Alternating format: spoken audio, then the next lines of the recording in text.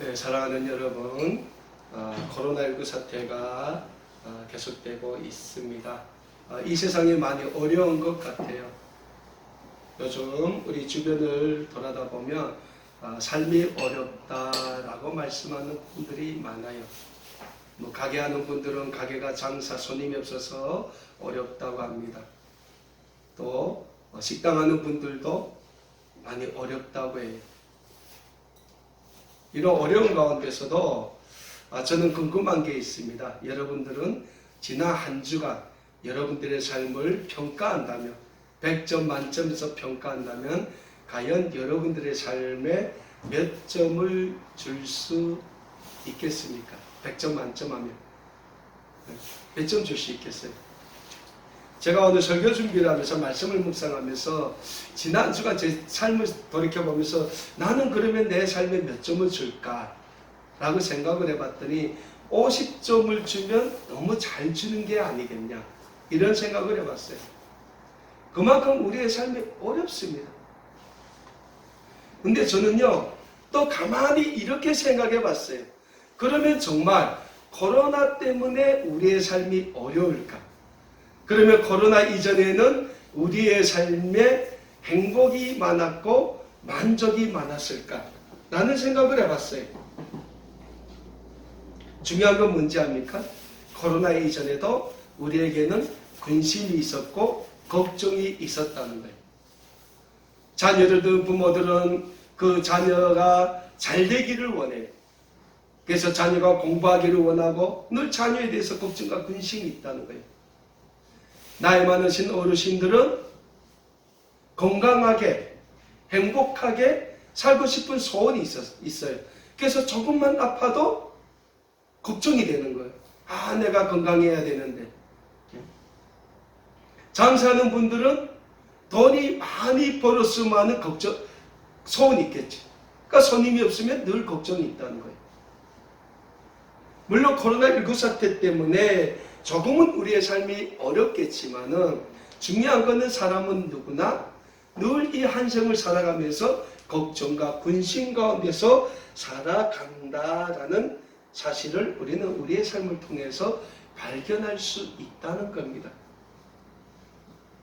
그렇다면 사랑하는 여러분, 우리 인간을 왜 이 세상을 살면서 늘 근심과 걱정 가운데 자기도 모르게 늘 한 생을 살면서 푸념이라는 게 있잖아요. 그 푸념을 늘어놓고 살게 될까요? 뭐 놓고 보면 많은 이유가 있겠지만은 가장 중요한 거는 우리 인간의 욕심 때문이다라고 성경에서는 말씀하고 있다라는 사실입니다. 우리가 말씀을 통해 계속 배우고 있지만은 원래 우리 인간은 창조주 하나님에 의하여 하나님의 형상대로 지으심을 받은 하나님의 걸작품이에요. 그런데 하나님께서 우리 인간을 왜 하나님의 형상대로 지으셨는가 하니까 하나님이 창조하신 이 세상의 모든 자연 만물을 다스리게 할 만물의 영장으로 세우기 위해서 하나님은 하나님의 형상대로 우리 인간을 지으셨다라는 사실입니다. 그리고 하나님은 우리 인간에게 다른 그 어떤 피조물에게 주지 않은 지정의를 주셨죠. 생각할 수 있는 마음을 주셨습니다. 무엇이 옳고 무엇이 그른지를 판단할 수 있는 그러한 생각을 또 주셨다는 거예요. 하나님을 알 수 있는 그러한 영적인 분별력을 우리에게 주셨다는 거예요. 그래서 하나님의 형상대로 창조된 우리 인간이 하나님이 창조하신 이 자연 만물을 다스리면서 그 자연 만물을 창조하신 하나님께 찬양과 영광을 드리게 하기 위해서 하나님은 우리 인간을 하나님의 형상대로 지으셨다는 거예요. 그래도 불구하고 우리 인간의 조상인 아담과 하와가 그 하나님이 주신 아름다운 지정의를 잘못 사용했지 않습니까? 피조물이 우리 인간이 창조주인 하나님과 동등하게 되겠다는 그 말도 안 되는 그 욕심 때문에 하나님이 먹지 말라고 하신 에덴 동산 주황에 있는 선악을 알게 하는 나무의 열매를 따먹음으로 하나님 앞에 죄를 짓게 되지. 그때부터 모든 인간에게는 원죄라는 죄의 군성이 생기게 되었어요. 우리 인간은 완벽하지 않다는 거예요. 그러면 그런 완벽하지 않아서 하나님 앞에 늘 범죄하는 우리 인간을 하나님은 어떻게 하셨느냐? 우리 하나님은 분명히 그 범죄한 잘못에 대해서는 책임을 물으신다는 거예요. 심판을 하신다는 거예요.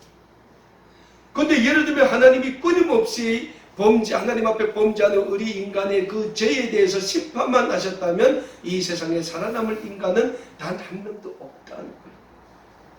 하나님은 심판하심에도 불구하고 우리의 그 범죄에서 타락한 그 영혼, 죄로 인하여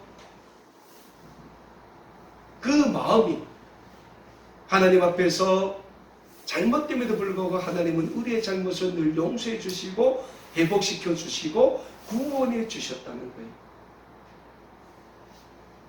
아담과 하와가 하나님 앞에 죄를 지었을 때 하나님은 그 짐승을 잡아 가죽옷을 해피셨어요. 가인이 자기 동생 아벨을 쳐 죽였을 때 하나님은 그 가인을 죽이지 못하도록 그에게 징표를 주셨다는 거예요. 그럼에도 불구하고 우리 인간은 끊임없이 하나님 앞에 범죄의 역사를 이어오고 있습니다. 오늘 우리가 배운 본문 말씀이 창세기 9장 1절에서 7절의 말씀을 보면 하나님 앞에 끊임없이 범죄한 우리 인간을 하나님께서는 심판을 하셨다는 거예요. 뭘로 심판하셨습니까? 물로 심판하셨다는 거예요. 왜? 우리 인간의 끊임없는 죄악 때문이라는 거예요. 그래 우리 인간이 그 끊임없는 죄악의 그 근본 원인이 뭐냐? 욕심 때문이라는 거죠. 신약성경 야고보서 1장 14절과 15절의 말씀에서 야고보 사도는 우리에게 이런 말씀을 하고 있습니다. 오직 각 사람이 시험을 받는 것은 자기 욕심에 끌려 미혹되매니 욕심이 잉태한 즉 죄를 낳고 죄가 장성한 즉 사망을 낳는다라고 야고보 사도는 우리에게 말씀하고 있습니다. 그러면 정말 우리 인간이 가지고 있는 욕심이 나쁘냐?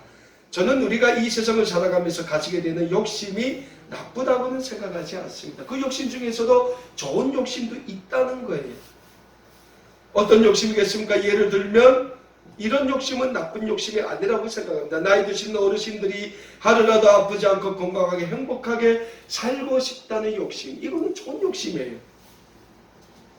자녀를 둔 어머니가 우리 자녀는 공부를 잘해서 서울대학에 가면 좋겠다라는 욕심도 좋은 욕심이에요. 기업하는 분이 우리 회사가 잘 돼서 나는 좋은 일을 많이 하고 싶다, 이런 욕심도 참 좋은 욕심이죠. 그럼에도 불구하고 우리가 가지고 있는 욕심이 너무 과도하면 그 욕심이 결국은 죄로 이어질 수밖에 없다는 사실을 우리는 명심하고자 합니다. 마찬가지입니다. 우리 인류의 조상이었던 아담과 하와가 하나님 앞에 범죄하게 된 근본적인 원인이 어디 있습니까? 피조물인 우리 인간이 창조주신 하나님처럼 되겠다는 말도 안 되는 그 욕심 때문이라는 사실입니다. 그 인간의 말도 안 되는 욕심 때문에 우리 인류는 오늘까지 원죄라는 죄의 군성을 지니고 이 세상을 살아가고 있다는 사실. 사랑하는 여러분, 결국 우리 인간의 역사는 아담과 하와가 하나님 앞에서 불순종의 죄를 범한 이후로 지금까지 창조주 하나님의 말씀에 끊임없이 도전하는 죄악의 역사라고 할 수 있을 것입니다.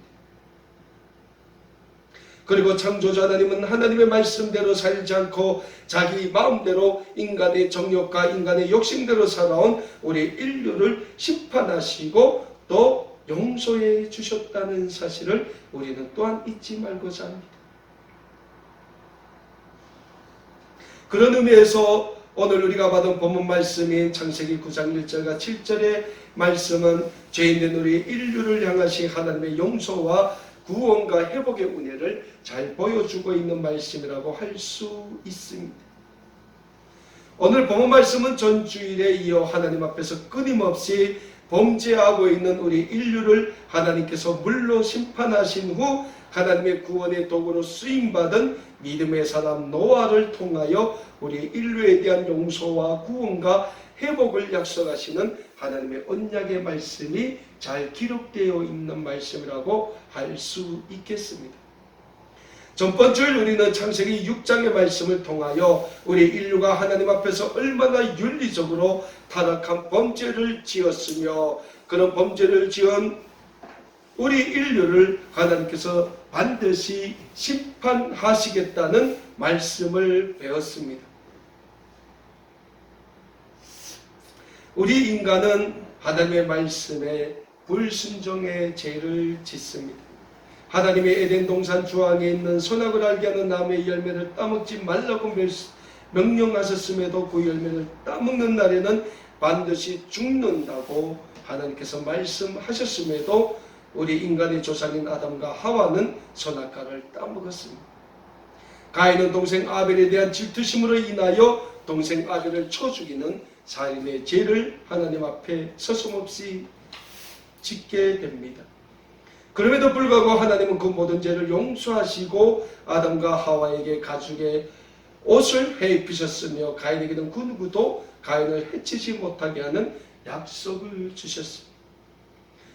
그리고 우리 인류에게는 번성의 축복을 주셨습니다. 하지만 우리 인류의 남자들이 여자의 아름다움을 보고 하나님 앞에서 윤리적으로 문란하고 타락한 채로 그 여자들을 자기 보이는 대로 아내로 삼는 죄를 또 범하게 됩니다. 그리고 그런 우리 인류를 하나님께서는 심판하십니다. 그리고 하나님의 그 심판이 다름 아닌 창세기 7장과 8절에 나오는 노아 홍수로 이 세상을 심판하시는 하나님의 심판의 역사입니다. 하나님께서 이 세상을 심판하십니다. 그것도 40주야를 이 땅에 비를 쏟으셨다고 했습니다. 여러분 40주야라면 제가 계산을 해봤습니다. 한 주를 7일로 정하면 40주간이면 280일이 됩니다. 280일. 하루를 24시간으로 정하면 40주야면 960시간이 됩니다. 그러니까 280일, 960일 동안 60시간 동안 하나님께서 이 땅에 비를 쏟으셨다는 거예요. 그래서 이 땅에 모든 생명 있는 모든 생명체나 생명체는 다 물로 심판하셨어요. 이게 유명한 그 노아의 홍수 사건입니다. 그럼에도 불구하고 하나님께서는 이 세상을 심판하시기에 앞서 노아와 그 가족을 통하여 방주를 만들게 하십니다. 노아가 방주를 몇 년 만든지 압니까? 120년 동안 방주를 만들었다고 해요.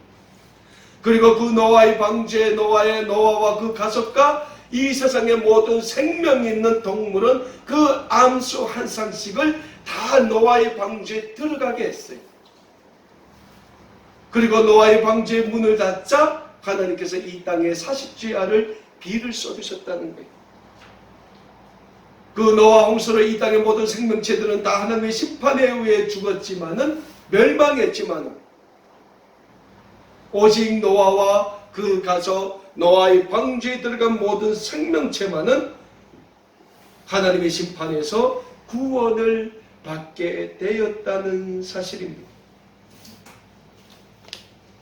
오늘 본문 말씀이 창세기 9장 1절과 2절에서는 우리에게 이런 말씀을 주십니다. 하나님이 노아와 그 아들들에게 복을 주시며 그들에게 이르시되 생육하고 번성하여 땅에 충만하라. 땅의 모든 짐승과 공중의 모든 새와 땅에 기는 모든 것들과 바다의 모든 물고기가 너희를 두려워하며 너희를 무서워하리니 이것들은 너희 손에 붙이셨습니다. 자, 물로 이 세상을 심판하신 하나님께서 그 노아 방주에 들어갔던 노아와 그 가족들 모든 생명체들을 다시 이 땅에 꺼내시고 그 노아와 그 가족에게 새로운 하나님의 구원과 회복의 언약을 씌웠습니다. 그 첫 번째 언약이 뭡니까? 우리 인류의 조상인 아담과 하와에게 주셨던 하나님의 첫 번째 축복을 회복시켜 주신다는 거예요. 창세기 1장 27절과 28절의 말씀입니다. 하나님이 자기 형상 곧 하나님의 형상대로 사람을 창조하시되 남자와 여자를 창조하시고 하나님이 그들에게 복을 주시며 하나님이 그들에게 이르시되 생육하고 번성하여 땅에 충만하라 땅을 정복하라 바다의 물고기와 하늘의 새와 땅에 움직이는 모든 생물을 다스리라 하십니다. 자, 오늘 노아와 노아 가족에게 주시는 하나님의 첫 번째 언약의 말씀이 하나님께서 우리의 인류의 조상인 아담과 하와를 만드시고 그들에게 주셨던 첫 번째 축복의 말씀과 동일하다는 거예요.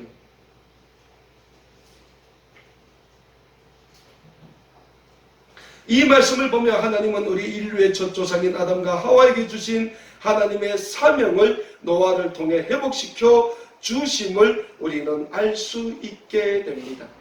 하나님은 우리 인류를 창조하실 때 우리 인류를 통하여 이루시고자 하시는 하나님의 계획이 있었다는 사실입니다. 그 계획이 뭡니까? 하나님이 창조하신 이 자연 만물을 다스리게 하고 그 다스리는 과정을 통하여 우리 인류가 하나님의 그 자연의 창조를 바라보며 하나님께 영광과 찬양을 돌리는 그 계획이었죠.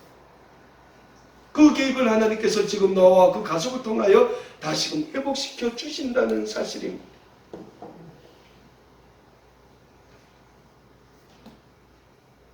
그래서 우리 인류는 하나님이 우리에게 주신 그 창조의 계획을 오늘도 회복시켜야 될 사명을 가지고 있다는 사실입니다. 아담과 하와에게 주셨던 하나님의 사명, 오늘 본문 말씀을 통하여 노아에게 다시금 확인시켜 주시는 하나님의 이 사명은 오늘 이 시대에 우리 그리스도인들에게도 동일하게 하나님이 그리스도 예수 안에서 부여해 주시는 사명이라는 사실을 우리는 잊지 말고자 합니다. 그래서 오늘 우리 그리스도인들은 하나님의 말씀에 순종하는 순종의 삶을 살아야 하는 것입니다.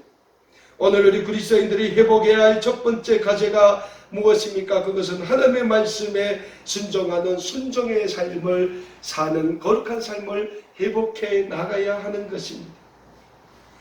주일날 교회는 나와 예배는 드리는데 주일날 교회에서 예배 시간을 통하여 하나님의 말씀은 받지만 한 주 동안 이 세상에 나가 살면서 우리의 삶은 이 세상에 주는 죄와 유혹에 빠져 정신없이 살아가는 한 주간의 삶이라면 우리는 과연 하나님의 말씀의 뜻대로 살아가는 참된 그리스도인이라고 말할 수 없게 될 것입니다. 신약성경 야고보서 1장 22절에서 야고보 사도는 우리에게 이런 교훈의 말씀을 주고 있습니다. 너희는 말씀을 행하는 자가 되고 말씀을 행하는 자가 되라는 거예요. 듣기만 하여 자신을 속이는 자가 되지 말라고 야고보 사도는 우리에게 말씀하고 있습니다. 하나님의 말씀을 듣고 행하는 사람, 하나님의 말씀에 100% 순종하는 순종의 백성들의 삶이 되어야 한다고 야고보 사도는 우리에게 교훈해 주고 있는 것입니다. 사랑하는 우리 아름다운 꿈에게 모든 믿음의 가족 여러분, 야고보 사도가 우리에게 말씀하고 있는 것처럼 오늘 우리는 하나님의 말씀에 100% 순종하여 말씀을 행하는 하나님의 구원의 백성, 하나님의 거룩한 복음의 백성의 삶을 살아야 합니다. 그럴 때 하나님은 우리를 통하여 어두워져 가고 있는 이 세상을 하나님의 생명의 빛으로 회복시켜 주시고 치유하시게 될 것이니 하나님의 거룩한 구원의 역사, 회복의 역사에 다 수임받으시는 우리 모두가 되실 수 있기를 간절히 축원합니다. 오늘 본문 말씀을 통하여 우리가 배우게 될 하나님과 노아 사이의 두 번째 언약은 모든 짐승은 그 피채로 먹지 말며 짐승을 피째로 먹을 때는 그 생명을 취하시겠다는 하나님의 말씀입니다.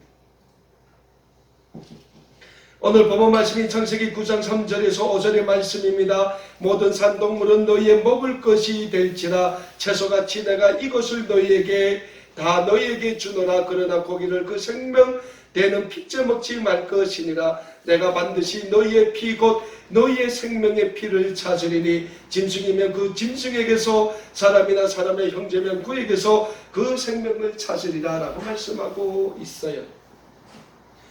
오늘 본문 말씀인 창세기 9장 3절과 4절에서 하나님께서 짐승을 먹을 때 그 피째로 먹지 말라는 말씀은 짐승을 먹을 때 생명이 살아있는 짐승채로 먹지 말라는 말씀입니다. 하나님께서 모든 오늘 본문 말씀에서 짐승의 피째로 먹지 말라고 말씀하신 이유는 이 자연 만물이 모든 생명은 창조주 하나님께서 주신 생명이기 때문에 동물이나 물고기나 공중의 새나 우리가 먹을 때 살아있는 생명 그대로 먹어서는 안 된다는 하나님의 생명 존중의 깊은 뜻이 담겨 있다고 말씀드릴 수 있습니다. 그래서 유대인들은 오늘도 고기를 먹을 때 피째로 먹지 않는다고 합니다. 인도에 가면 인도 국민들은 소를 우상 숭배합니다. 왜 그러냐니까 인도의 종교인 힌두교는 소를 신으로 모신다는 거예요. 그래서 인도 가면 사람들이 다니는 거리에도 소가 마음대로 다녀요. 소가 바나나 가게에 들어와서 바나나 먹고 가도 그 가게 주인은 아무 말도 안 해요. 차가 다니는 차도로에도 소가 지나가면 차들이 서서 그 소가 다 지나간 다음에 다시 간다고 합니다. 그래서 인도 국민들은 소를 안 먹어요. 근데 우리 대한민국은 어떻습니까? 옛날 농촌에 가면 소를 박하리 할 때 쓰지 않아요? 우리 소고기도 먹어요. 여러 가지 그 국가별로 풍습이 다 다르겠지만은 가장 중요한 것은 하나님은 이 세상의 모든 생명에 있는 생명에 대한 존중의 가치를 하나님께서는 우리에게 부여해 주셨다는 거예요. 무엇보다 오늘 본문 말씀에 나오는 피처럼 먹지 말라고 하신 말씀은 이제 먼 훗날 2000년 전에 우리 인류의 지약을 위하여 이 땅에 구원의 주님으로 오신 우리 주 예수 그리스도의 십자가의 그 피 흘리심을 예표하고 있기 때문에 하나님은 오늘 너와 그 가족들에게 모든 짐승은 그 생명이 있는 채로 먹지 말라고 말씀을 하고 있는 것입니다. 그것은 예수 그리스도의 십자가의 보혈의 공로로 우리 인류의 모든 죄를 사하여 주실 우리 하나님의 거룩한 구원의 계획이 담겨져 있는 말씀이라고 우리는 또한 알 수 있게 되는 것입니다. 그래서 하나님께서 오늘 본문 말씀을 통하여 노아에게 사람의 피를 취하지 말라고 명령하십니다. 오늘 본문 말씀이 창세기 9장 6절의 말씀입니다. 다른 사람이 피를 흘리면 그 사람의 피도 흘릴 것이니 이는 하나님이 자기 형상대로 사람을 지으셨음이니라 라고 말씀하고 있어요. 무엇보다 하나님께서는 우리 인간이 인간의 생명을 취하지 말라고 또 말씀하셨어요. 왜요? 우리 인간을 하나님께서 하나님의 형상대로 창조하셨기 때문입니다. 그렇기 때문에 하나님은 이 세상 그 누구보다 우리 인류를 사랑하고 계시는 것입니다. 하나님이 우리 인류를 얼마나 사랑하십니까? 우리가 늘 외우고 고백하는 10계명에서 하나님은 6번째 계명으로 살인하지 말라는 계명을 주실 만큼 우리 인간의 생명을 귀중히 여기고 계신다는 사실을 우리는 잊지 말고자 합니다. 사랑하는 여러분, 하나님은 아담과 하와 시대에도 그렇고 오늘 본문 말씀에 나오는 노아의 시대에도 그렇고 오늘 우리가 살고 있는 현대사회에도 그렇고 하나님의 형상대로 지으심을 받은 우리 인류를 늘 사랑하고 귀하게 여긴다는 영적인 사실을 믿으시길 바랍니다. 그래서 하나님은 늘 하나님 앞에서 범죄의 삶을 살고 있는 우리를 늘 예수 그리스도의 구속의 은혜 안에서 용서해 주시고 구원해 주시고 회복시켜 주고 계시는 것입니다. 왜냐하면 우리는 하나님 앞에서 하나님이 창조하신 이 아름다운 세계를 다스릴 선한 총지기로 부르심을 받았기 때문입니다. 그래서 우리가 날마다 하나님 앞에서 우리의 연약함으로 인하여 불평하고 죄를 지어도 하나님이 우리의 모든 죄를 용서해 주시고 회복시켜 주시는 것은 우리를 하나님의 형상대로 지으신 하나님의 은혜이기 때문이라는 사실을 우리는 또한 잊지 마시고 늘 하나님의 말씀대로 살아가기에 힘쓰시는 우리 모든 믿음의 가족 여러분들이 다 되실 수 있기를 다시 한번 간절히 축원합니다. 저는 오늘 말씀을 신약성경 에베소서 2장 1절에서 10절의 말씀으로 마치기를 원합니다. 신약성경 에베소서 1장 10절의 말씀입니다. 그는 허물과 죄로 죽었던 너희를 살리셨도다. 그때 너희는 그 가운데서 행하여 이 세상 풍조를 따르고 공중의 권세를 잡은 자를 따랐으니 곧 지금 불순종의 아들들 가운데서 역사하는 영이라. 전에는 우리도 다 그 가운데서 우리 육체의 욕심을 따라 지내며 육체와 마음에 원하는 것을 하여 다른 이들과 같이 본질상 진노의 자녀였더니 긍휼이 풍성하신 하나님이 우리를 사랑하신 그 큰 사랑을 인하여 허물로 죽은 우리를 그리스도와 함께 살리셨고 너희는 은혜로 구원을 받은 것이니라. 또 함께 일으키사 그리스도 예수 안에서 함께 하늘에 앉히시니 이는 그리스도 예수 안에서 우리에게 자비하심으로 그 은혜의 지극히 풍성함을 오는 여러 세대에 나타내려 하심이라. 너희는 그 은혜에 의하여 믿음으로 말미암아 구원을 받았으니 이것은 너희에게서 난 것이 아니요 하나님의 선물이라. 행위에서 난 것이 아니니 이는 누구든지 자랑하지 못하게 함이라. 우리는 그가 만드신 바라 그리스도 예수 안에서 선한 일을 위하여 지으심을 받은 자니 이 일은 하나님이 전에 예비하사 우리로 그 가운데서 행하게 하려 하심이니라. 아멘. 기도하겠습니다.